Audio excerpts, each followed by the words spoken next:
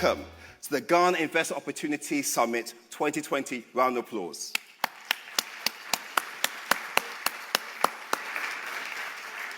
Over the next 2 days, we have what is called the perfect storm. And I want you all to be storm chasers. Why? Because we have the highest levels of Ghanaian government seeking job-creating, I say again, job-creating investment. We have the UK government, who have finally, and thank God, finally aligned on Brexit, so they're looking for deals. Then we have investors looking for good bankable projects, bankable project owners looking for investors, and we have the diaspora. So, what I want to say is Ghana does remain a soft landing for Africa. This sets the stage for the world to take a fresh look at Africa, and indeed Ghana, which is set to become the gateway to Africa business.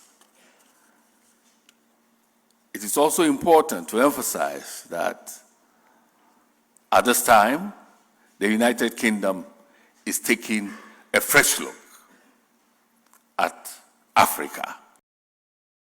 I believe that this is a time too when the United Kingdom is going to rediscover itself and become more global in outlook.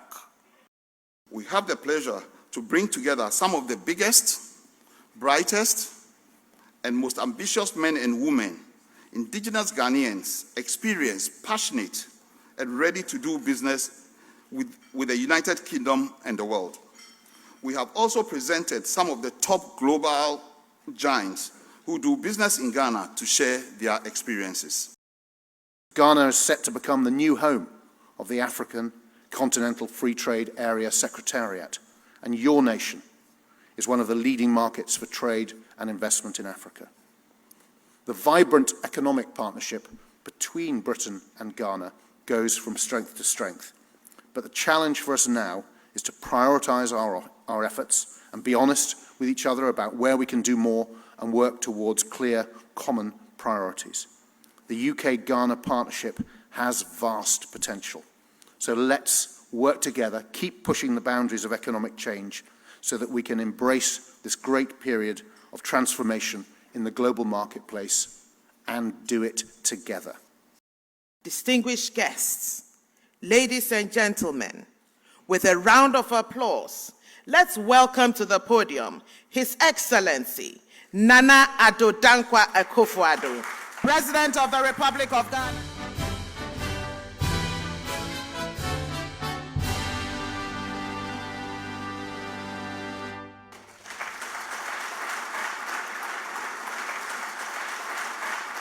I'm happy to be back in London again and was glad that yesterday I had the opportunity to lead Ghana's delegation to the UK-Africa Investment Summit, an event that went very well.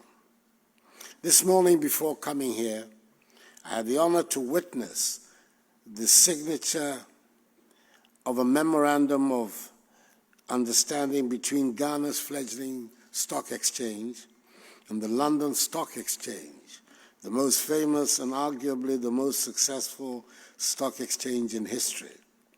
Hopefully, this new partnership will help the rapid growth of our economy and also of our new relations with Britain in the post-Brexit era. I'm grateful today for the invitation to be part of the 2020 edition of the Ghana Investment and Opportunity Summit, an event in its second year which has already acquired a positive reputation for facilitating partnerships between Ghanaian and British companies and creating a common platform for that objective by generating ideas and nurturing them into success. The organizers of the summit are to be warmly commended for this. The theme chosen for this event is relevant and sums up the current aspirations of Ghana and Africa. Accessing the African common market through Ghana, technology, digitization, and industrialization. Ladies and gentlemen, when I accepted the responsibility on behalf of the government and people of Ghana to host in Accra the Secretariat of the African Continental Free Trade Area, AFCFTA, it signaled the completion of the processes to create the world's largest free trade area since the formation of the World Trade Organization. We expect the Secretariat to be up and running by March 2020 for trading to begin in the free trade area by July this year. It also reiterated the desire of the 54 African member states of the African Union that had signed the agreement for the coming into effect of the AFCFTA to work with a common voice and a common purpose to exploit the abundant wealth and resources of our great continent for the benefit of the African peoples.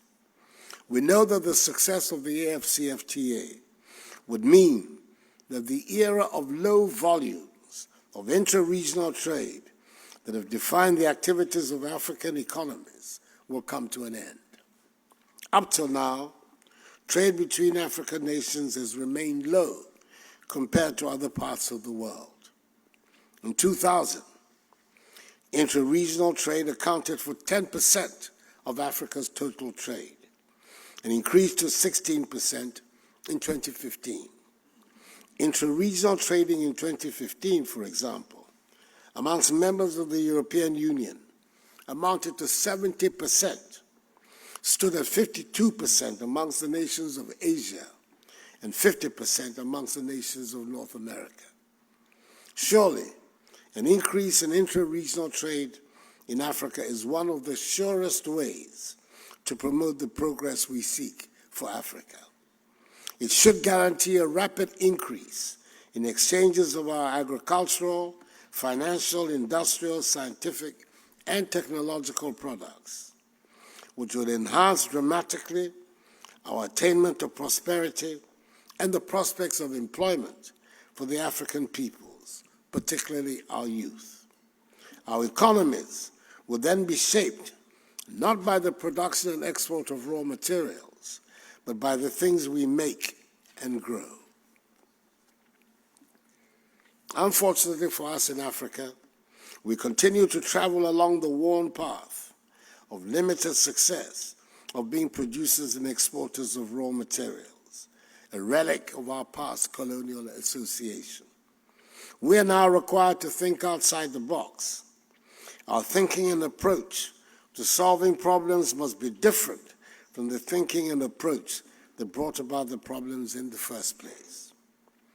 As the experience of the successful countries in Asia and elsewhere have shown, in addition to creating an atmosphere for the private sector to thrive and create jobs, government has a very important and positive role to play in spurring industrialization and economic transformation, ensuring that businesses are up and running, promoting access to the capital that will keep the wheels of business moving, maintaining macroeconomic stability, making available public goods such as an efficient bureaucracy, a strong adherence to the rule of law, and a fair and equitable social system in health and education delivery are some of the major responsibilities of government. The government of Ghana is addressing each one of them to ensure that as hosts of the Secretariat of the AFCFTA, we are properly positioned to be the hub of trade in Africa. Firstly, in order to garner the fruits of the AFCFTA and to realize the vision of a Ghana beyond aid, our first order of business has been to continue to ensure the maintenance of macroeconomic stability to facilitate the growth of Ghana's economy. Over the last 3 years, key economic indicators, which were in disarray prior to my assumption of office, have all been pointing in the right direction. We have ensured an average GDP growth rate of 7% over the last 3 years, compared to the 3.6% we inherited in December 2016. reduced inflation from 15.4% in December 2016 to the single-digit figure of 7.9% in December 2019. Restored fiscal discipline by bringing the fiscal deficit down from 9.3% in December 2016 to 4.5% today. Furthermore, we're managing the economy in a manner that is guaranteeing pragmatism in mobilizing and deploying national resources. An efficiently managed economy, together with the continuous maintenance of a business-friendly climate, are essential towards driving investment into Ghana and stimulating growth and creating jobs. Secondly, we're accelerating the process of the structural transformation of our economy.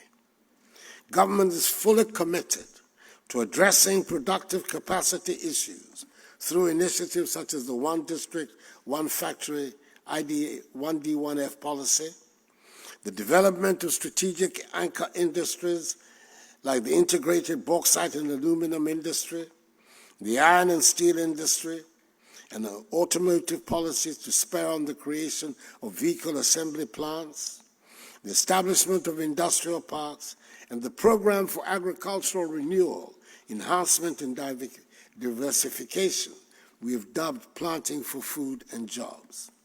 It is this transformation that will give us the best opportunity to derive the greatest value from our abundant natural resources and from our participation in the AFCFTA and help bring progress and prosperity to our people. Fortified by the deliberate steps we are taking to educate our young people to be responsive to the needs of the 21st century world of work. We're refocusing our education by placing greater emphasis on technical, vocational, and educational training, TVET, and science, technology, engineering, and mathematics, STEM education. Widening access to education and providing our youth the skills and knowledge to compete successfully in the global economy of the 21st century are what will enable us obtain maximum benefit from our youthful population and permit them to realize their potential from their hard work, their sense of enterprise, creativity, and innovation for the rapid development of our nation and continent. Thirdly, to achieve optimal results from the AFCFTA, we're putting in place the needed physical infrastructure.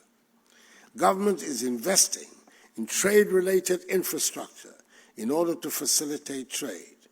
The ongoing expansion of the Tema port, which upon completion will make it one of the biggest ports in Africa. The simultaneous expansion of the Takoradi port, as well as the development of numerous road projects and railway networks, are all testaments of government's resolve to leverage new market opportunities on the continent. The overarching aims of the measures to harness the benefits of the AFCFTA are to develop and expand our economy and create sustainable jobs for our youth. When our youth decide to trek the Sahara on foot and brave the stormy conditions of the Mediterranean, it is in search of jobs and opportunities which do not exist in large quantities on the continent. It is estimated that by 2050, Africa will have the largest number of young people in the world, i.e. some 900 million. This means that African countries, including Ghana, will have to find sustainable ways of creating jobs other than relying on the limited absorption capacity of public sector employment and on the production and export of raw materials. To do this, we need the private sector to take advantage of agreements such as the AFCFTA to expand production both in industry and in agriculture and take the lead in the socio-economic transformation of our country, as others have done elsewhere. It is my strongly held conviction the government has to assist this process by fashioning and implementing a comprehensive set of policies that will empower the private sector to achieve its goal. Appropriate fiscal, monetary, financial, energy, exchange rate, tariff, and non-tariff policies must be coordinated to enable Ghanaian enterprises to be competitive and, where possible, achieve comparative advantage. Even though currently we are the largest recipient of foreign direct investment in West Africa, we should do more to attract even greater investments. We need, inter alia, to streamline the large proliferation of agencies and departments that local and would-be foreign investors have to deal with. And to that end, we're taking steps to cut down on the bureaucracy. We've also made a specific number of interventions to reduce the cost of doing business, reduce the stress associated with setting up businesses, and formalize the economy. The e-business registration system, the paperless port clearance system, the digital property addressing system, the mobile interoperability payment system, and the national identification card system are helping to quicken the pace of change to bring us into the technology-driven era and make our businesses competitive, and thereby attract the requisite investment, foreign and domestic, to spur on our country's economic transformation. We're determined to take advantage of the digital revolution in all spheres of our national life. We're creating the space for the private sector to grow the jobs that our young people need.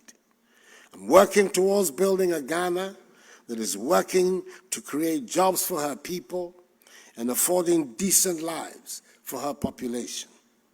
Ghana is endowed with great potential, and it is a country where security is assured, where the rule of law is upheld by an independent judiciary, and where investments are protected in law and in fact. We want to participate in the global marketplace at the higher end of the value chain for Ghanaian products. We want to bring greater dignity to the lives of millions of people in Ghana, and we want to build a Ghana beyond aid. In conclusion, ladies and gentlemen, let me restate that Ghana is fully committed to the implementation of the AfCFTA. With a collective desire for shared prosperity, we are confident that the AfCFTA will succeed and offer a new impetus and dynamism for the rapid growth of Africa's economies and deepen the process of integration in Africa. Empowered Ghanaian enterprises should be frontline actors in this new exciting journey in Africa's economic history.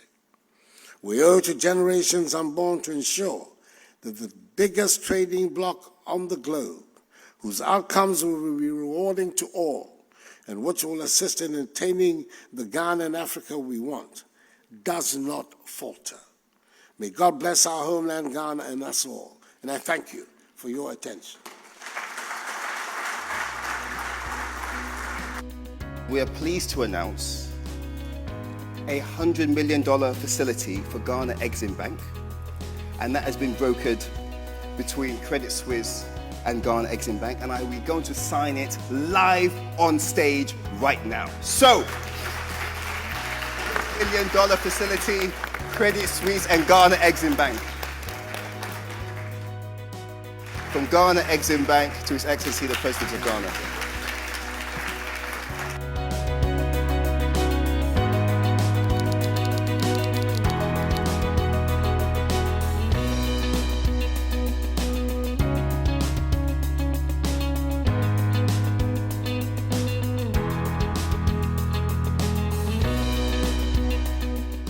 Ghana is open for investment. Let us join together with courage and discipline and not be intimidated to invest in the Ghana and Africa we want. I would like to say that the theme for the occasion, accessing the African common market through Ghana, technology, digitization and industrialization couldn't have been appropriate at this time when the current government, since assuming office, has championed the digitalization of the Ghanaian economy to ease the way of doing business in Ghana.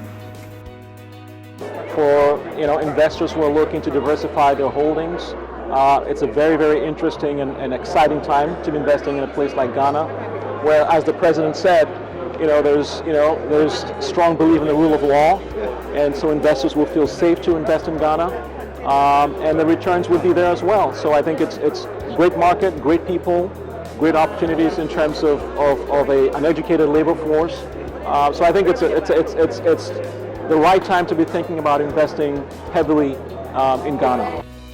One of Ghana's major selling points is the fact that we are politically very stable. We are English speaking. We believe in the rule of law. We are in the center of the world. And we are engaged actively in reforms that will make our economy open and ensure shared growth. And therefore, we are very clear where we want to go with what we are doing. For those of you from the UK who are here today who haven't visited Ghana, I hope you have a chance to speak to some of the Ghanaians who are here today, and I'm sure that you will find that you are warmly welcome to visit the country and welcome to spend time and live there. That's certainly been my experience. Leaving here today has really opened my eyes to the strategic importance of Ghana and the investment opportunities, because up to today we've been very much focused around the south and possibly the east. So suddenly the whole of the continent now just seems as if it's there.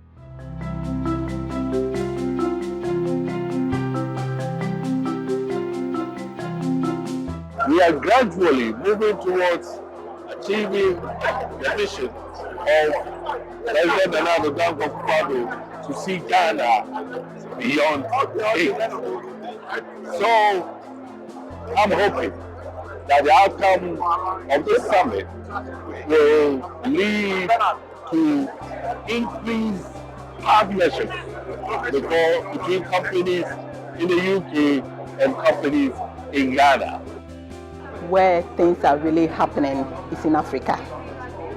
Especially Ghana, things are really happening. Business is booming, and there's more room for improvement. There's more businesses. So if you have a business idea, or if you even need a business idea, just get involved, find out what is happening, because in the developed world it's already saturated, and the developing economies is where things are happening. The Ghana National Chamber of Commerce and Industry has effectively touted the numerous business opportunities and world investors towards attracting foreign direct investments into the country. We are keen to develop the digital skills of our youth to create the critical mass of skilled personnel needed for our development. We want to develop the software industry in Ghana to be able to produce homegrown digital solutions for the African market and beyond. And I'm showing you this just in case you're also here, you need to buy a home. We are building more. The line is long. You can still contact us, because I expect that by the end of this presentation, a number of you here will be heading to Ghana to build homes. Ghana is positioning itself as a very strong MICE destination. We just set up a convention bureau, and we hope that through partnerships and investments we can get more facilities for some of these programs. TripAdvisor says those who are new to Africa, the advice is to start with Ghana. So if you're ready, we are ready for you to help with the soft landing. Ghana is ready for business and agriculture, and you are all invited to the table.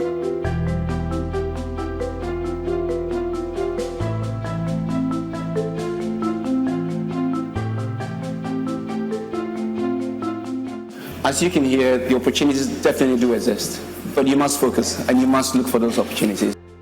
Find people who have been there, no matter how big or small, who actually know what you're trying to do and walk you through it. So whatever issues are affecting our members get the highest level of attention for from both the UK government angle and also the Ghana government angle. The opportunities are obvious. There are several people I've spoken with who have tried to talk to me about doing business in Ghana, and I think there is an opportunity to do that, and I'm quite happy to oblige. Our message to you today is that we want you to use Ghana as the gateway and as the platform to enter into this continental market. With the United Kingdom leaving the European Union, you should see this as an opportunity to forge greater trading relationships and greater educational connections and greater work exchanges, and not as a negative. You are dealing with a country that has a robust economy, that has the stride to go forward. So if you really want to see yourself as joining in this endeavor, then Ghana is the place to be. Let's go invest in Ghana.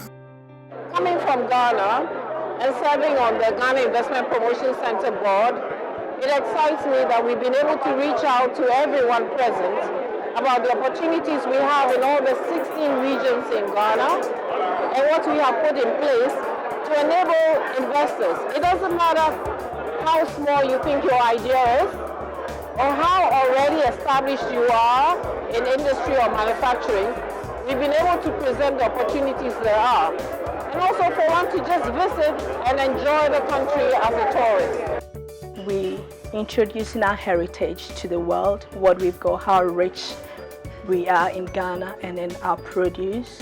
And also it gives people the platform and the bigger picture to see that their businesses are not limited and they're going further and further. So we just have to keep at what we do and also be proud of where we come from and the products we supply in Ghana, and also wear it as I'm wearing our local beads just to promote the heritage.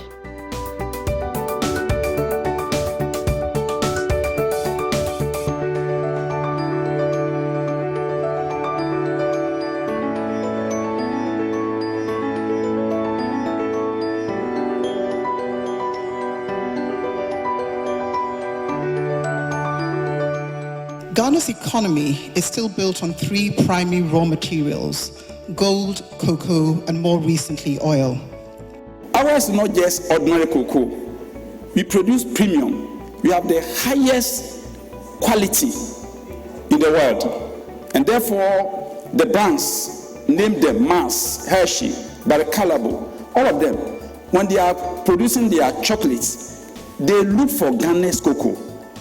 In addition to the Tema-Free Zones Enclave, which is a government-led industrial park, LMI has now developed for itself a private 2,000-acre industrial park, wholly funded by private sources in Dawa.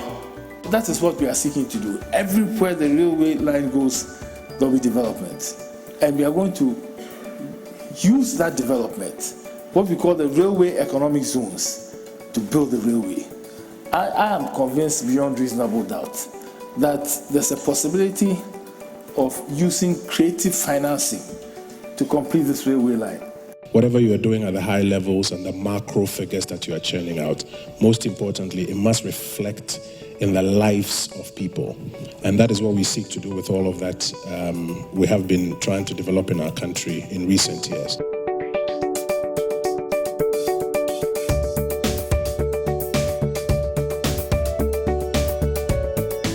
The summit has been well received by myself and also other audiences. You've had participants from different countries in Africa as well, in Europe and also in Asia as well, and it's been well received in terms of the information given, the amount of thought and effort gone into the innovations and the initiatives that have been put forward by the government and also the private sector in Ghana as well, and what they're doing, making positioning Ghana as the place to be and that soft landing that they speak about in terms of getting into Africa. I think it's worked very well being done at the same time as the Africa Investment Summit, so having the British Prime Minister talking with the President of Ghana, setting the kind of top level ambition, talking about our mutual priorities, and then working that down into sectors that we're trying to invest in each other's economies, and then hearing the private sector talk about what matters to them. Means we've had, I think, the full suite of discussions, and I think a very clear action plan of what comes next. The attendance is very, very good, but it's not only the numbers, it's the quality of numbers that we're looking at. We had a lot more businesses coming this year, and also the quality of the information, the quality of the panelists here, it's really, really up there with any summit that I've attended. And for us, what we want to take out of this is that those who came for information got it, and those who came for business have also had their time to strike deals. You were here when we signed a deal for $100 million between the Ghana Exim Bank and then the Swiss Bank. And for us, these are some of the things that we want to use this event to promote. Beyond today, what we ask of you humbly is to make direct contact, not just with the businesses and the booths that are out here, but with the Ghana Investment Promotion Center, the Ghana High Commission, and then the various organizations that have come together to create this platform for us. Should you ever look for support, ever look for partnership, we in the High Commission in Accra, with, as I said, my good friend, His Excellency the Ghanaian High Commissioner to Ghana, we are part of the same team. Let's work together, and I look forward to seeing more of you in the year ahead. This is only the beginning, and post-Brexit, the UK and Ghana will take our relationship, our bonds of friendship to another level. Let's work together and make our nation great and strong.